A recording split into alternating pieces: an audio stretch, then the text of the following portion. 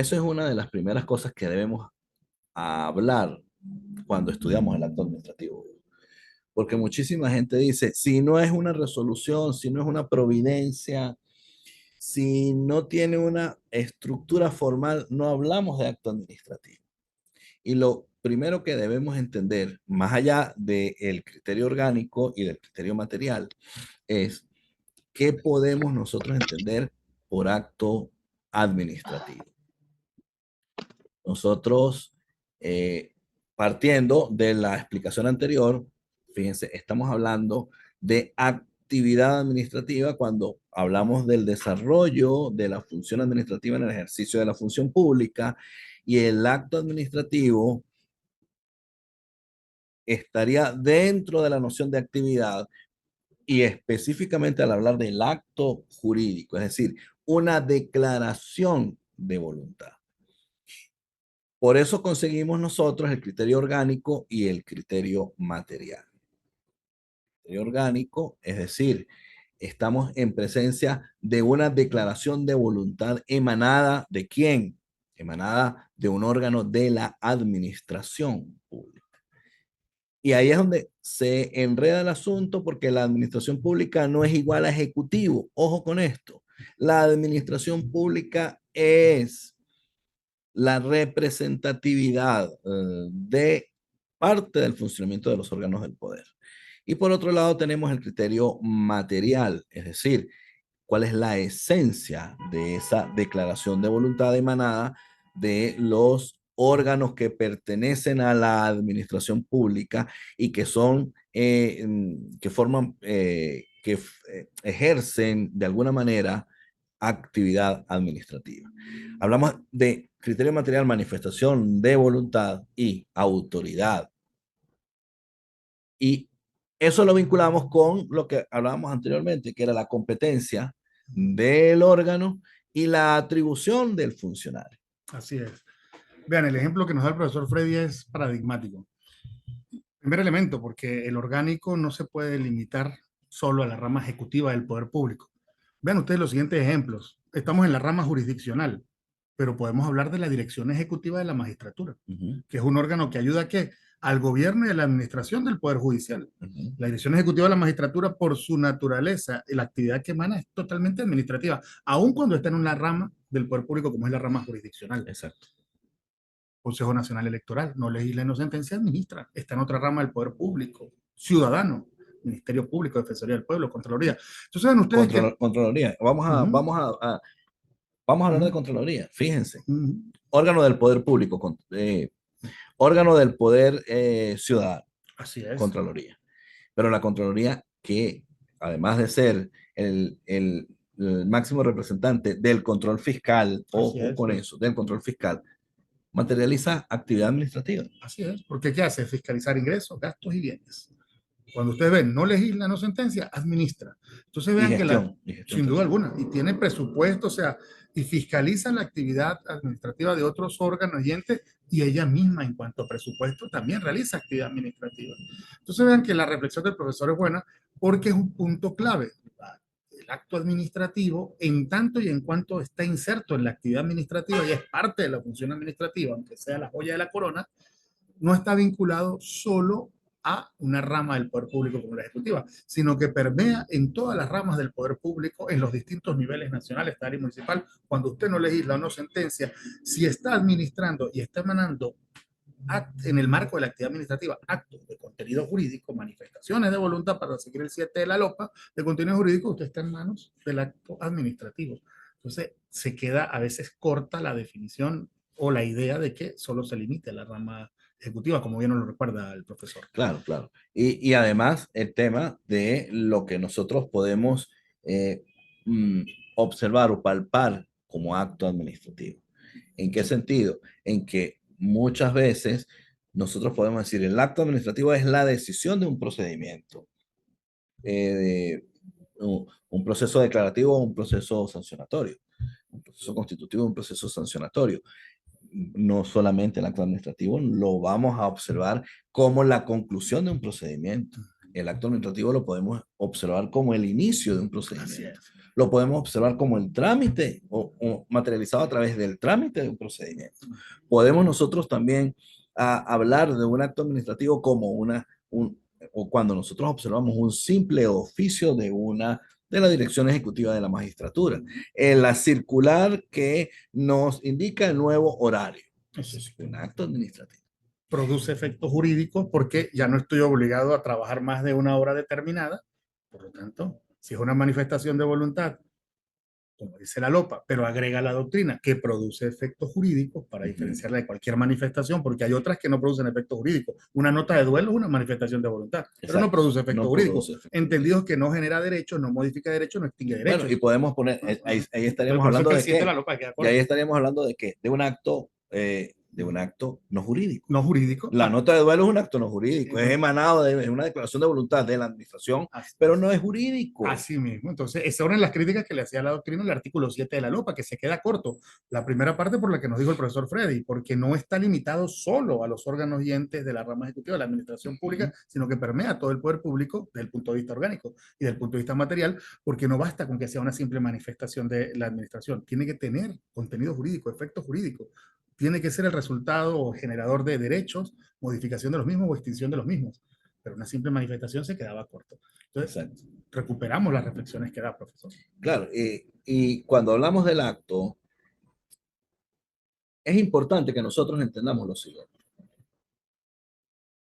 Es realmente el contenido y el órgano que emana el que nos va a interesar para circunscribirlo a los efectos de la LOPA y los efectos de la Ley Orgánica de la Administración, a los fines del control administrativo y obviamente de sus distintas maneras de control, como el control fiscal por parte de la Contraloría. Jurisdiccional.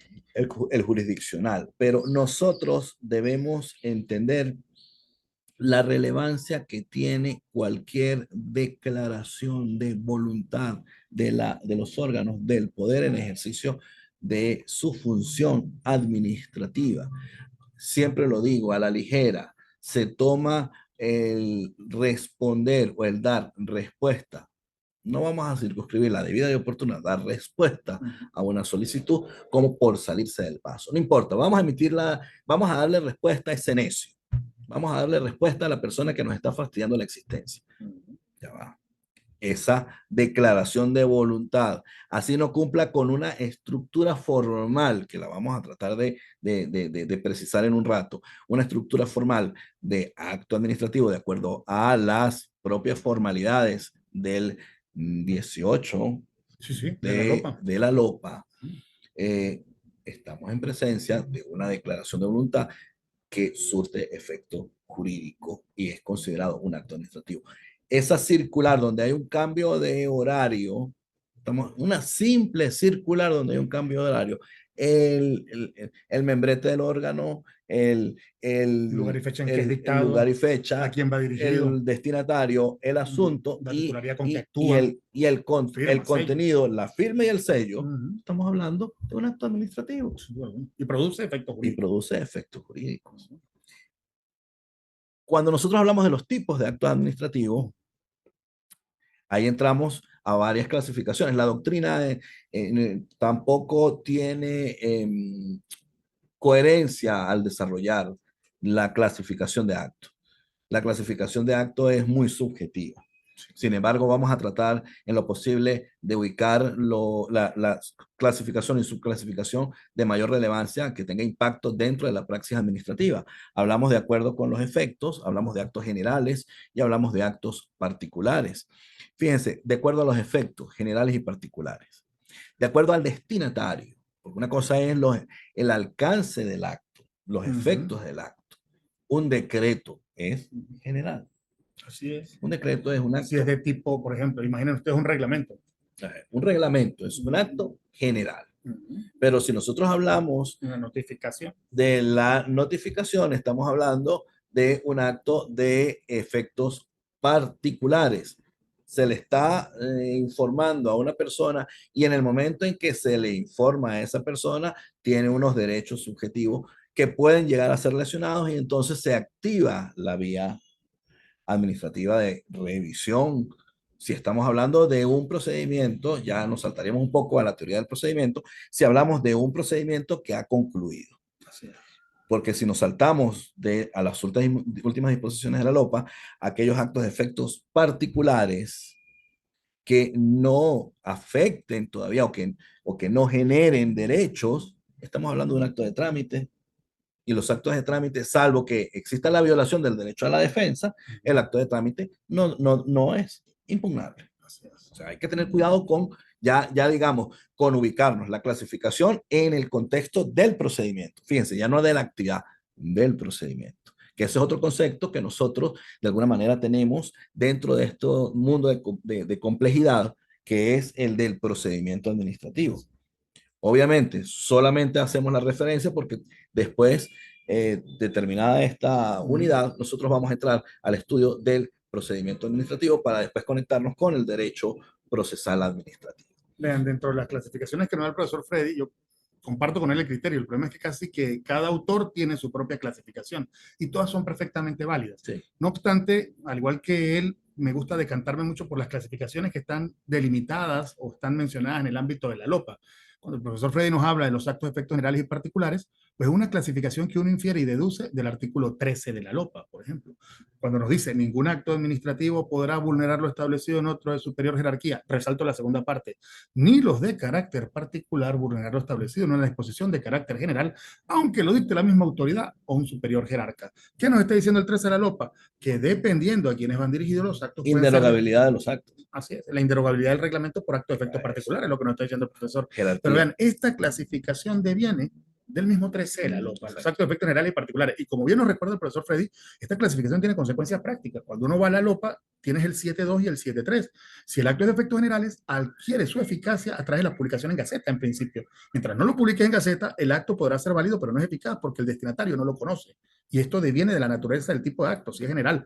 En cambio, si es particular, el 7.3 es la LOPA que te dice, mira, la eficacia del acto deviene de la notificación. Claro. Mientras tú no notifiques, el destinatario no lo conoce y el acto Y no le es fíjense oponible. que de alguna manera, partiendo de los efectos generales e individuales, tenemos el tema del destinatario. Destinatarios generales, es decir, es a un número indeterminado de personas o de casos. o de casos, y el destinatario individual es específicamente a una persona que va a ser afectada en sus derechos, porque recuerden que la naturaleza del acto es que te afecta jurídicamente. Exacto. Te crea derechos o te modifica derechos o te los extingue. Exacto. Y luego el profesor Freddy nos recuerda también que los actos pueden ser de trámite o pueden ser definitivos. Y esa clasificación también está vinculada a la LOPA. Si no me falla la memoria, vean ustedes atendiendo a su contenido. Incluso vean ustedes el artículo 9 de la LOPA que nos dice que los actos en principio se motivan, salvo que sean de trámite. Exacto. Cuando tú ves ese artículo, tú infieres, oye, si tengo un acto de trámite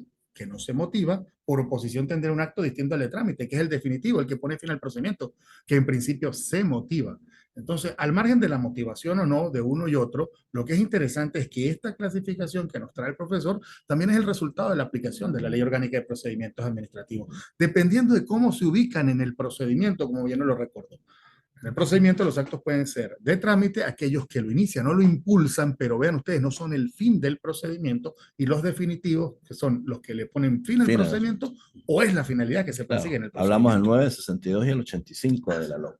Fíjense, el actos atendiendo a su contenido. Tenemos definitivos y tenemos, como dice el profesor Hugo, de trámite. Y por eso hablamos de actos de trámite, hablamos de los actos preparatorios, y más adelante nosotros podemos entender esta clasificación cuando hablamos del procedimiento administrativo, y en las fases del procedimiento administrativo, aunque la LOPA no nos habla específicamente de fases, podemos doctrinariamente hablar de ellas, y yo siempre hago esta pregunta y lo vamos digamos, a desmembrar posteriormente. Existe una fase de preparatoria dentro del procedimiento. Legalmente no la observamos en la LOPA, pero en el desarrollo, en la praxis administrativa, hablamos de actos preparatorios. Cierto. Cuando se hacen cuando se hace, por lo menos en materia de control fiscal, cuando se hace una orden o se acuerda la orden para la investigación en el desarrollo de la potestad investigativa. Eso es un acto preparatorio. De hecho, con lo que nos dice el profesor Freddy, ustedes saben que pues, mi línea natural es en las contrataciones públicas y ahí se ve perfecto. Porque en contrataciones públicas nosotros tenemos un artículo 7 del reglamento. Cuando tú vas a contratar órgano ente público, la adquisición de bienes, servicios, obras, ¿qué te dice en el artículo 7 del reglamento? Que tú tienes que realizar un conjunto de actividades previas, actos Esos son preparatorios, lo que actos nos decía el preparatorios. profesor Freddy.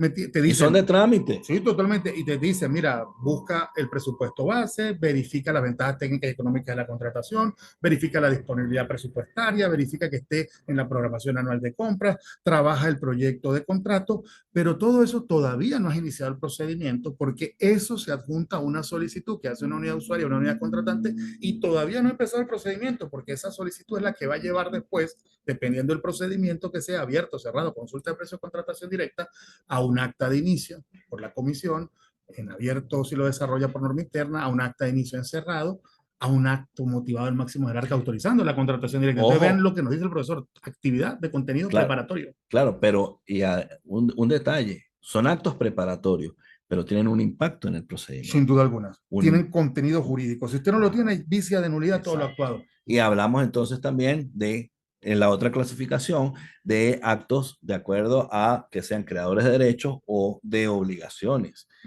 Es importante porque cuando hablamos del acto administrativo, si estamos hablando de un acto individual, hay una afectación a la libertad o a los derechos de una determinada persona. Si hablamos de la creación o de la extinción de un derecho, si hablamos de del castigo, sí, del castigo cuando hablamos de un procedimiento Sancionatorio. sancionatorio, pero tenemos que tener claro que hablamos de creadores de derechos, también hablamos de actos que tienen obligaciones, es decir, una decisión en la que debas demoler, una decisión en la que debas abstenerte de realizar una actuación. Y también nosotros conseguimos, de acuerdo a la manifestación de voluntad, actos expresos y actos tácitos. Actos expresos, artículo 18 de la LOPA, es decir, ya hay una expresión contenida dentro del acto. Y cuando nosotros hablamos de un acto tácito, estaríamos hablando de un acto de, digamos, de trámite que implica la existencia o continuidad del procedimiento, que se deviene una vez que se aperture o una vez que se notifique y se apertura a pruebas, estaríamos hablando ya de todo el desarrollo de la fase probatoria dentro del proceso.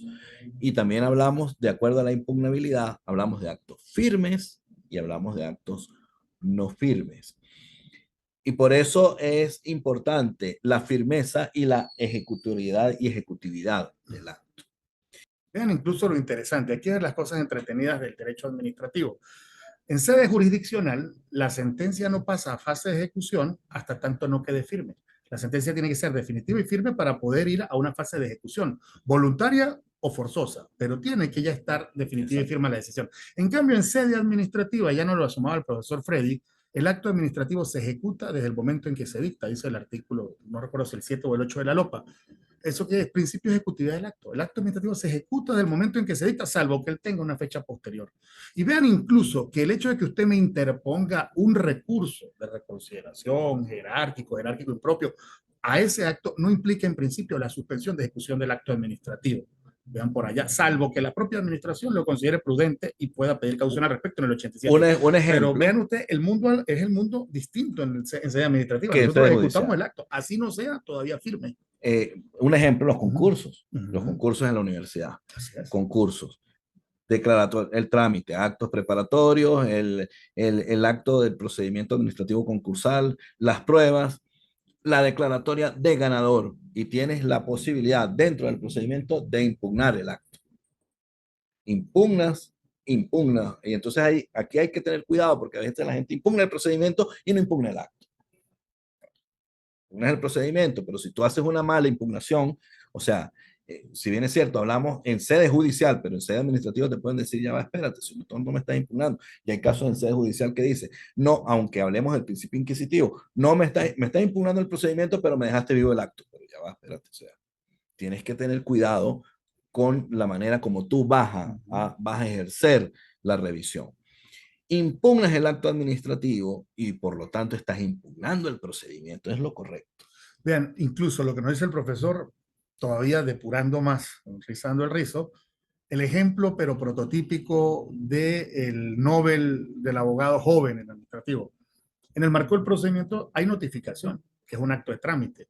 Y hay personas que se enfocan tanto en atacar el acto de notificación. Y mire usted, señor juez, el acto de notificación no cumple con el 7.3 de la LOPA porque no dice qué recursos, ni por ante quién, ni qué laxo. Y el 7.4 de la LOPA dice que entonces el 7.3, según el 7.3 que no cumple los requisitos, esa notificación es nula y por lo tanto pido declare la nulidad de la notificación, como está diciendo el profesor Freddy, porque están atacando aspectos procedimentales. Pero muy bien, la notificación te está poniendo al tanto de un acto definitivo a algo, una manifestación de voluntad que produce efecto jurídico que a ti te está afectando y no has atacado el acto. ¿Qué termina entonces a la final el juez? Bueno, sí, reconociendo que la notificación efectivamente no reúne los requisitos del 7 para que es nulo, que es nulo, pero ojo, pero el acto, el definitivo, lo dejaste vivo porque no lo atacaste. Porque al final, ¿cuál es el efecto práctico acá de la notificación nula? Bueno, que no ocurren, no empiezan a computarse términos y laxos a partir de su notificación, como dice el 42 de la LOPA. Y cuando el juez va a ver el acto, oye, pero tú no atacaste el acto queda vivo. Entonces, ojo con esto que nos recuerda el profesor, no es solo aspectos procedimentales, ataca el acto porque el que te generó los derechos o el te los afectó, te los limitó, fue el acto definitivo. Ese es el que tienes que atacar. Sí,